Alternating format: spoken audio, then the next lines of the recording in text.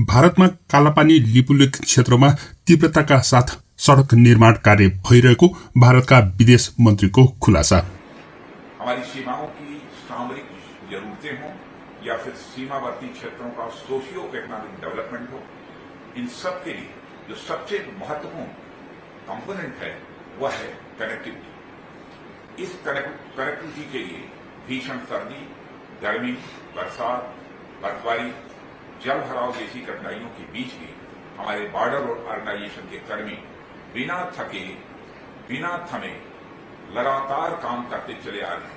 वैसे कुछ स्थानों पर प्रत्यक्ष भी जाकर मैंने बॉर्डर ऑर्गेनाइजेशन के कर्मियों को काम करते हुए देखा है।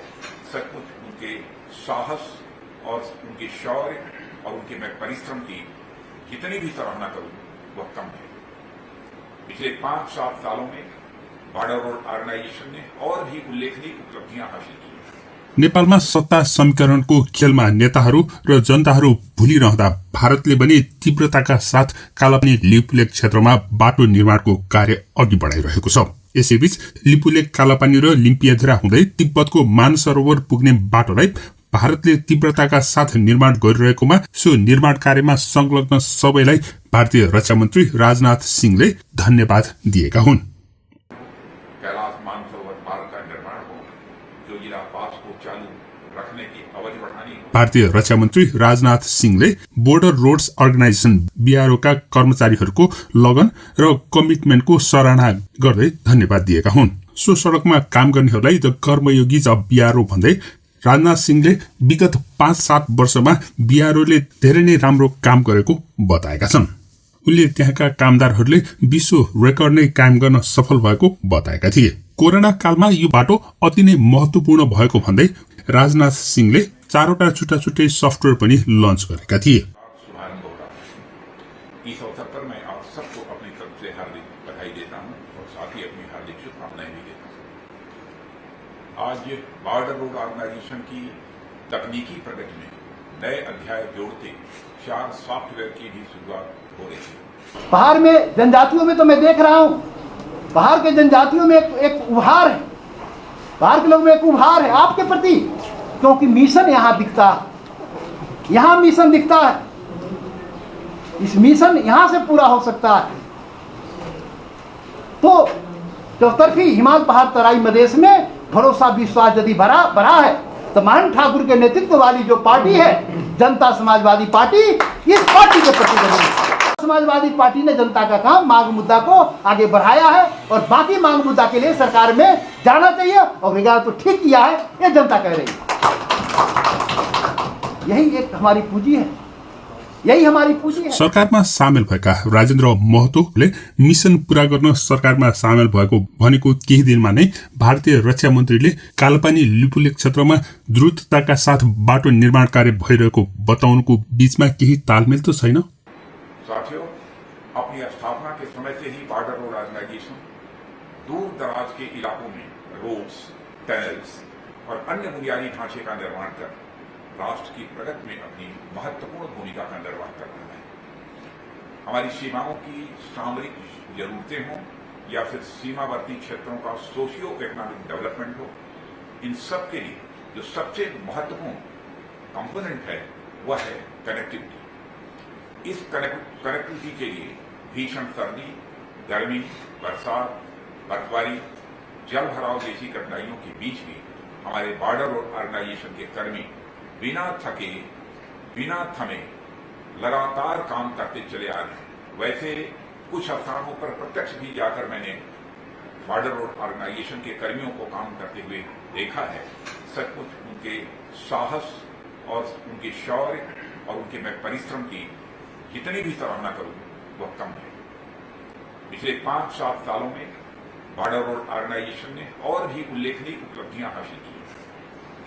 अपने पिछले कार्यकाल में भी मैं लगातार आप लोगों के कार्यों से अवगत होता ही रहता था, जबकि उस समय गृह मंत्री के रूप में मैं अपनी जिम्मेदारी का निर्वाह कर रहा था। और वह कार्य चाहे कैपेसिटी और कैपेबिलिटी बिल्डिंग के हों, नए नए विश्वस्तरीय निर्माण कार्यों जैसे अटल टनल रोहतांग का लोकार्पण हो, कैलाश मानसरोवर मार्ग का निर्माण हो, जोजिला पास को चालू रखने की अवधि बढ़ानी हो। हाल ही में राष्ट्र को 54 ब्रिजेस का डेडिकेशन या फिर जल्दी ही 63 नए ब्रिजेस के डेडिकेशन की योजना, इसी तरह के एक नहीं अनेक काम करते हुए बॉर्डर रोड ऑर्गेनाइजेशन ने लगातार नए रिकॉर्ड कायम किए। साथियों, जैसा कि मुझे बतलाया गया है कि आज works management, road infrastructure digitization, human resource management और रिक्रूटमेंट मैनेजमेंट जैसे कामों के लिए 4 नए सॉफ्टवेयर भी लॉन्च किए गए हैं। ये सभी प्रकार के मैनेजमेंट किसी भी संगठन को सुचारू रूप से चलाने के लिए अत्यावश्यक होते हैं। संगठन जितना ही बड़ा होता है, उसका प्रबंधन भी उतना ही जटिल होता है। ऐसे में आज लॉन्च हो रहे 4 सॉफ्टवेयर संगठन के कामों में एफिशिएंसी लाएंगे, उन्हें मॉडर्नाइज और इकोनॉमाइज करेंगे और उनका समय भी बचाएंगे। इनका निर्माण आत्मनिर्भर भारत और डिजिटल इंडिया अभियान की भी सफलता का एक प्रतीक है। इसी तरह सड़क सुरक्षा और सड़कों, पुलों, सुरंगों, एयरफील्ड्स की स्टडी पर आधारित 2 सेंटर्स ऑफ एक्सीलेंस का प्रारंभ होना भी यह बड़े गौरव की बात है। ये दोनों ही सेंटर अपने उद्देश्यों में एक दूसरे के पूरक हैं। यानी एक सेंटर जहां देश में बेहतरीन और गुणवत्तापूर्ण सड़कों के निर्माण, उनमें एक्सपर्टीज और उनके रख रखाव के अनुभवों को अन्य संस्थानों के साथ साझा करने पर आधारित है, वहीं पर दूसरा सेंटर लोगों में सड़क सुरक्षा के बारे में जागरूक करने और दुर्घटनाओं में कमी लाने के उद्देश्य से स्थापित किया जा रहा है।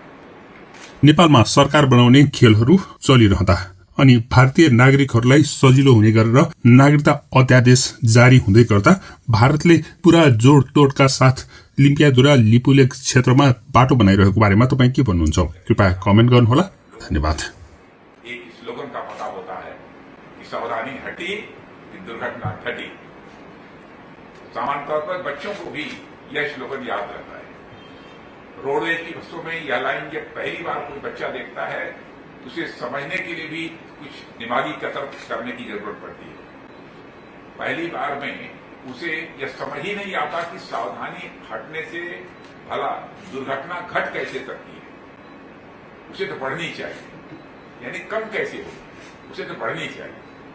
लेकिन बाद में उसे पता चलता है कि घटना का मतलब हैपनिंग वाला घटना होता है, माइनस वाला घटना नहीं है। क्योंकि आप जानते हैं कि घटाने को -1 यानी एक में से एक घटाया बोलते हैं, घटा, तो वो उस घटा शब्द को समझता है। बाद में उसे समझ में आता है ये माइनस वाला घटना नहीं है।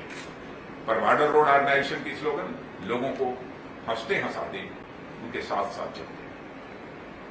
कहने का मतलब साथियों की बॉर्डर रोड ऑर्गेनाइजेशन राहें भी बनाता है और राहें चलना भी।